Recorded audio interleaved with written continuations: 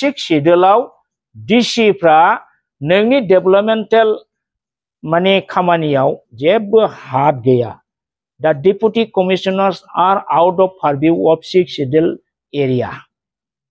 नाय बिजाबखौ खुलुमबाय लोगोसे गासैबो मानगोनां मेलेमजिबि रायजो राजा नोंथांमोनखौ फिन खनसेबाव आंनि बे गोदान भिडिअ बरना लाग्रोनाय जाबाय। एक्चुअली थारैनो प्रमद बर' बिथाङा जों बर' हारिनि माबायदि दैदेनगिरिमार। दिनै प्रमद बर' बिथाङा थांनाय 2020-27 जानुवारि बिटिआर एग्रिमेन्टनि गेजेरजों बिटिसि एकर्डनि गेजेरजों लानानै फैखानाय माखासे संबिधानिक मोनथायफोरखौ दिनै खोमाना लाबोनानै दिनै मा खालामनो सानमारखो। दिनै प्रमद बर' बायदि जोंनि बर' हारिनि सासे गोख्रों दैदेनगिरिया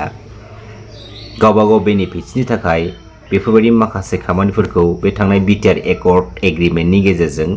बानायनानै लाना फैनाय जाबाय नामा। बे समाव बेयो मोनसे बयनिख्रुइबो देरसिन सोंथि जानानै फैदों। आरो बे बिटिसि एकर्ड आरो बिटिआर एग्रिमेन्टनि गेजेराव माबायदि फारागथि दङ आरो बे बिटिआर एग्रिमेन्टनि गेजेरजों प्रमद बर' बिथांमोन बायदि माखासे जों बर' हारिनि दैदेनगिरिफ्रा गावबागाव बेनिफिट्सनि थाखाय माबायदि खामानिफोरखौ मावनानै लाबोनाय जादोंमोन। बे बिटिसि आरो बिटिआरनि फारागथिखौ लानानै दिनै मानाव गेदेर अमर सिंह ब्रह्म सारा माखासे इम्पर्टेन्ट बाथ्राफोरखौ जोंनि सिगाङाव फोस्रावदों आरो बिथांनि फोस्रावनाय बाथ्राखौ बे भिडिअनि गेजेरजों लाना फैनाय जाबाय। आं मिजिंथियो नोंथांमोना बे इम्पर्टेन्ट जाय बाथ्रानिखि जोंनि थाखाय जोबोद माने गोनांथार नोंथांमोना A to Z बे भिडिअखौ कमप्लिट नायजोब, अब्लाना माखासे आन्दोनि लाखुमानानै दोननाय सैथो बाथ्राफोरखौ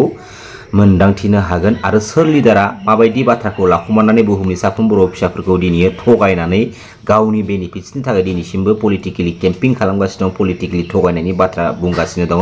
बे लिडारखौ नोंथांमोना बे भिडिअनि गेजेरजों आबुङै सिनायनानै मोननो हागोन। गोजोन्थों, खुलुमबाय, जय बर' हारिनि, जय बर' बिमानि। 5.4 आव दंमोन बिटिसि हा गावनो टारगेट आरो फरगेट साख्रिखौ होनो हानाय गोहो दं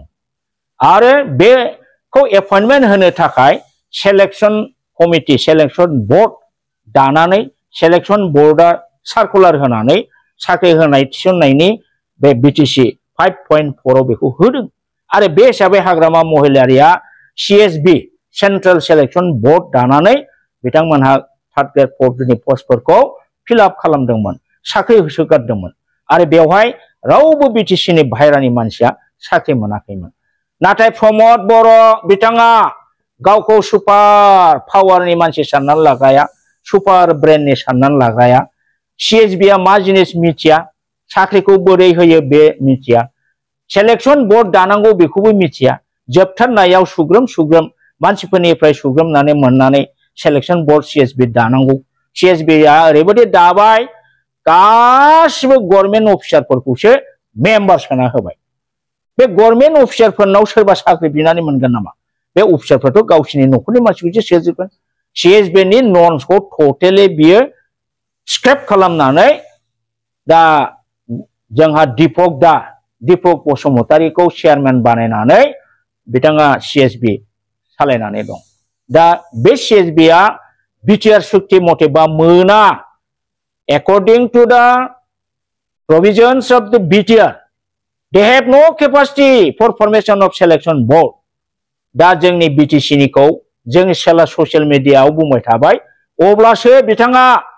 खोमायाव हाबैनानै सेलेक्शन बोर्ड दानायनि गियाना बेनाव फैदोंब्लाबो कमिटिया बोरै दानांगौ बेखौ रोङा, एकदम ABCD गैयै बे प्रमद बर' बिथाङा जानला मोनला बोर्ड दानानै दाखालि बिसोरो मोनसे सार्कुलार होदोंमोन। बे सार्कुलारावबो बिथांमोनहा गोबां केलेंकारि खालामदों। बे केलेंकारिया मा? सासे मानसिया मोनब्रै मोनबा पस्टआव एप्लाइ खालामनो हायो होनबाय, एप्लाइ खालामजोबबाय, सासेयाव 250 थाखानि फिस होबाय, नाथाय परिखा सानसे एखे टाइमाव मोनब्रै मोनबा एप्लाइ खालामबाय, मोनब्रै मोनबा फैसा होबाय, मोनसेनिल' परिखा होनो मोनबाय। सिन्था खालामनानै नायनोसै, मोनब्रैनि एप्लाइ खालामोबा बियो मोनब्रै सानब्रै आलदा आलदा दिनाव बेनि परिखाखौ होनो मोननांगौमोन। आरो जुदि जेसेबांखि एप्लाइ खालामा मानो मोनब्रै मोनबा परिखा मोनसेल' जागोन होननानै बुङोबा निश्चय बयबो मोनसेल' एप्लाइ खालामगौमोन। होमबा बै बेकार थाखा फैसा गैयै सेंग्रा उन्दैफोरखौबो बिसोरो 250 थाखा थगायनानै दाखालि जाबाय बे सेन्ट्रेल सेलेक्शन बोर्डनि नामै रायजोखौ। बिटिसिआव 5.4 दफा मथे सेलेक्शन बोर्ड दानानै एपइन्टमेन्ट होनाय थार्ड ग्रेड आरो फोर्थ ग्रेड आरो बे थार्ड ग्रेड फोर्थ ग्रेड होनायाव गासिबो केन्डिडेटआ बिटिसि एलेखानि जानायमोन नाथाय प्रमद बर'आ बे जिनिसनि सोमोन्दै जेबो एबिसिडि गैया दा जों बेखौ दिनैनि दिनाव मोगथाङाव जोङो नुयो बेनिफ्राय फैबावदो रायजोफोर नैबे बिटिसि सुक्तियाव दंमोन 5.9 आव होनदों बिटिसिआव गावनो निजेनो गावनि डेभेलपमेन्टेल वार्कफोरनि थाखाय गावनो निजेनो प्लेन बानायनानै एस्टिमेट बानायनानै खामानिखौ सेंसन खालामनो हायो आरो बे बिटिसिनि प्लेनआ स्टेटनि प्लेनिं एन्ड कमिसन स्टेटनि मोनसे पार्ट होननानै हमनानै लानाय जायोमोन बेवहाय रोखा रोखा लिरनाय दं 5.9 बिटिसि सुक्तियाव नोंथांमोनहा नाय आरो बे बिटिसिनि प्लेनखौ आसाम गभर्नमेन्टनि मोनसे साब प्लेन हिसाबै हमनाय जायोमोन आरो आसामनि प्लेनिं कमिसना बेखौ एप्रुभ होनाय लोगो लोगोनो बिटिसिआ बेखौ एग्जिक्यूट खालामनो हानाय इमप्लिमेन्ट खालामनो हानाय प्रभिजन बेवहाय रोखा रोखा 5.9 आव होनाय दं नाथाय दुखु गोनां बाथ्रा प्रमद बर' नोंथाङा बे दफाखौ जिबनाव नायफेराखै जायनि फलाव नोङो बिटिआर एग्रिमेन्टआव सेंसन खालामनो हानायनि जिखुनु एमाउन्टनि बिटिसिआनो बा बिटिआरआनो सेंसन होनो हानायनि मोनसेबो नोंनाव क्लज गैया नाय नोंसोरो नोंसिनिखौ जों दा नायगोन बिटिआरनिखौ जों दा एसे उनाव नायगोन जेबो गैया नोंसोरनाव माने ओरैबादि मिथिरोङै इलिटारेट बेफोरबादि नोंथांमोनहा बिटिआर सुक्तिखौ खालामदों जेबो नलेज गैयै मोनसे खामानि मावनो थाङोबा बेनि हिस्ट्रि जारिमिन आगोल मा दंमोन बिटिसिआव बे जिनिसखौ नोंथांमोनहा बिजिरनांगौमोन नाथाय नोंथांमोनहा बिटिसिनि मोनसेबो क्लजखौ नायाखै बिटिसिआव मा मोजां दंमोन बेखौ मिथियामोन नायामोन जायनि फलाव नोंथांमोनहा कम्पेयार खालामनोबो रोङाखसै जायनि फलाव जानला मोनला नोंसोरो बिटिआर सुक्तिखौ ब्लाइन्डलि बिटिआर सुक्तिखौ खालामदों बिटिसिआ बे प्लेन एन्ड एस्टिमेटआव सेन्ट्रेलनि बाजेटनिफ्राय फैनाय सेन्ट्रेल शेयार आरो स्टेटनिफ्राय फैनाय स्टेटनि शेयार बे मोननैखौ बिटिसिआ ज' खालामनानै बे मोननैबो थाखाया बिटिसिनि हेड एकाउन्टआव हाबोमोन सेन्ट्रेलनि शेयारनि थाखा स्टेटनि शेयारनि थाखा मोननैबो थाखाया बिटिसिनि एकाउन्टआव हाबोमोन आरो बेखौ गोसो मथे जेराव मा नांगौ दालां बान्दो जाम्फै लामा गोसो मथे बानायनानै होनो हानाय गोहो दंमोन जायनि फलाव 17 बोसोर बे एक मथे 17 बोसोर हाग्रामा महिलारि चन्दन ब्रह्म खाम्फा बरगयारी बिथांमोनहा गोसो मथे सेलेक्शन खालामनानै स्किम बानाय खामानि मावनो गोहो मोनदोंमोन बेखौनो होननानै बुङो 6 शेड्यूल ट्राइबेल एडमिनिस्ट्रेशन बेखौनो होनो 6 शेड्यूल अटोनमास काउन्सिल गावनो गाव सासन खालामनाय गावनो गाव सेंसन खालामनो हानाय नाथाय दुखु गोनां बाथ्रा प्रमद बर'आ 6 शेड्यूलनि बे बिराद मोजां क्लजखौ धंस खालामनानै बिथाङा डिसिफोरनो बे पावारखौ होदों डिसिफोरनो हरनाय माने जों आगोलावबो बुंखाबाय DC is controlled by the state government by the chief minister itself directly एडमिनिस्ट्रेशनखौ डिसिफोरखौ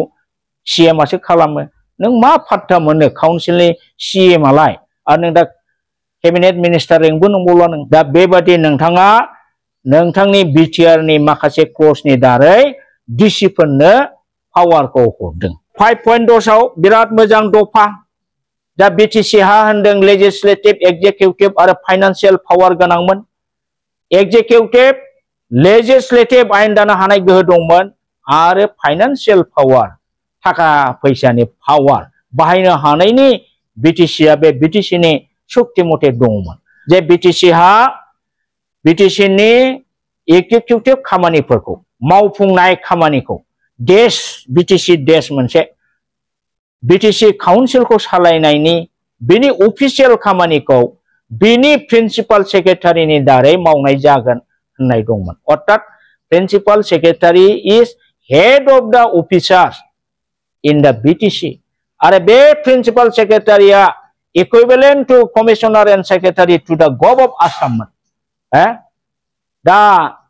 BTR Suktiyaw be Pramod Boroa Lawrence Seslari Pramod Boro bitamangha dull-headedly ang hoनगोन dull-headedly bitamangha be Principal Secretary ni jaygaयाव CEO लाबोदों bitamangha लिरदों The Chief Executive Officer will the executive powers of BTR होदों BTC आव दंमोन BTC Suktiyaw the executive functions of the BTC will be exercised by the Principal Secretary. नायदो बिथांमोननि खर'खौ Principal Secretary नि rank status बिनि power and function बिसि गोजौ आसामनि Assembly Secretary दं आरो नोंनि CEO बे काउन्सिलर गाव पन्चायती राज सिस्टेमाव काउन्सिलरफोरनि अफिसारखौ होननानै बुङो CEO बे सेनियर बिडिअनि रेंकनि समान होमब्ला एथ' गोजौ थाखोनि प्रिन्सिपाल सेक्रेटारि रेंकनि जोङो अफिसार मोनखानानै बिनि जायगायाव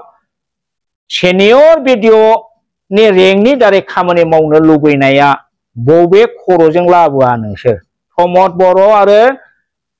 लरेन्स इस्लारि बबे खर'जों लाबोआ ना खर'आनो बांद्राय गोबौद्राय जानानै दानस्लिंबाय नामा दानस्लिंबाय नामा लाजिथावथाव बा नोंसोरो जातिनि मान सन्मान मर्यादाखौ बिटिआरनि दारै नोंसोरो फाननानै जाजोबदों बेखौ जोङो बुंनो हायो बिटिसिनि नैबे 9 नं दफायाव दङमोन 9.1 आव होदोंमोन जे सेन्ट्रेल गभर्नमेन्टआ बर' लेंगुवेजखौ देवनागरी स्क्रिप्टजों माने 8 शिड्यूलाव सोनाय जाबाय Bodo language with Devanagari script is considered for 8 scheduled language. 8 scheduled language होनना बुंब्ला नों मिथिखादो topmost level नि बियो माने language जाबाय जोंनि बर' रावा बेजों नोङो एसएस होनो हायो आईएस होनो हायो पार्लियामेन्टआव खोथा बुंनो हायो एभ्रिथिं इउ कैन डू बिनि स्टेटासा दिनै बेखौ नोंसोरो मा खालामबाय नोंसिनि दफायाव जों दा नायगोन बेखौ associate state language of Assam बानायदों दा बेबो मोनसे नोंसोरो बर'नि मान मर्यादाखौ फोजोबदों बे बिटिसिनि एग्रीमेंट मथे 11.1 आव सेंट्रली फंडेड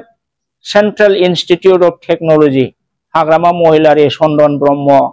खाम्फा बरगयारी मोनहा लाबोदोंमोन जायनि फलाव दा क'क्राझाराव ग्रोम ग्रोम सीआईटी टेक्निकल मोनसे इंस्टीट्यूट बिनि फंडिंआ सेंट्रलनिफ्राय डायरेक्ट दा जायनि फलाव जोंनि बिटिसि नन बिटिसिनि हाजार स्टुडेन्टफ्रा दा माने सोलोंथाइ लानानै गोबां अल इंडिया बेसिसआव साख्रि लागासिनो दं दा बे जिनिसखौबो जोंहा बिटिसिआनो लाबोदों आरो बे बिराद गिदिर मोनसे एचिभमेन्ट बिटिसि ओनसोलनि थाखाय बिटिसि ओनसोलनि थाखाय बिराद गिदिर एचिभमेन्टमोन बे नाथाय प्रमद बर' बिथाङा मा खालामखो बिटिसि सुक्तिनि दारै बड'लेण्ड इउनिभार्सिटि जोङो मोननो हादों बे बड'लेण्ड इउनिभार्सिटियाबो हाग्रामानि दिनावनो बिथाङा ग्रोम ग्रोम लुदों दा हाग्रामाया बेबादिनो फारसेनिफ्राय बर' जातिनि गोबां क्षमता माने मान मर्यादा गोहो थाखा फैसा लाबोदोंमोन दिनै बिटिसिनि बे धारा मथे दहाय होनखादों सेन्ट्रेलनि थाखा स्टेटनि शेयारनि थाखा बिटिसिनि एकाउन्टआव हाबो नाथाय बे जिनिसा दा बिटिआरआव गैया नंखायनो चिफ मिनिस्टारा दाखालि होनबाय जे प्रमोद बर' बिटिआर एबार स्टेटर बाजेटर पैसा ना पाए सेंट्रलर पैसा ना पाए যদি বিটিআর কাম করিব খুঁজে নিজে নিজে ট্যাক্স কালেকশন করে কামবিলাক করিলে হল होननानै চিফ मिनिस्टार हिमन्त बिश्व शर्माया होनदों मानो बिदि होनजाखो नोंसिनि बिटिआरआव जुदि थायोमोनब्ला सेंट्रलनि शेयार स्टेटनि शेयार बाजेटनि शेयार मानिया बिटिआरआव एकाउन्टआव हाबनाय दङमोनब्ला बे बुंनो हायामोन होमब्ला नोङो बिटिआरखौ बोरै सालायगोन सेंट्रलनि थाखा स्टेटनि थाखा नङाबा बोरै सालायगोन होमबा बिटिआरनि पावारखौ नोङो धंस खालामनाय जादोंना जायाखै प्रमोद नोंथां दा नंखायनो आं सानो जे बर'आव मा एथ' खाफाल गाज्रि एथ' माने सुवा सुथि नांनाय बादि बेबादि लिडार ओंखारखो जाय लिडारफ्रा बेबादि सुक्ति एकदम निकृष्ट सुक्तिखौ जे साखरित खालामनो हायो बिराद दुखु गोनां बाथ्रा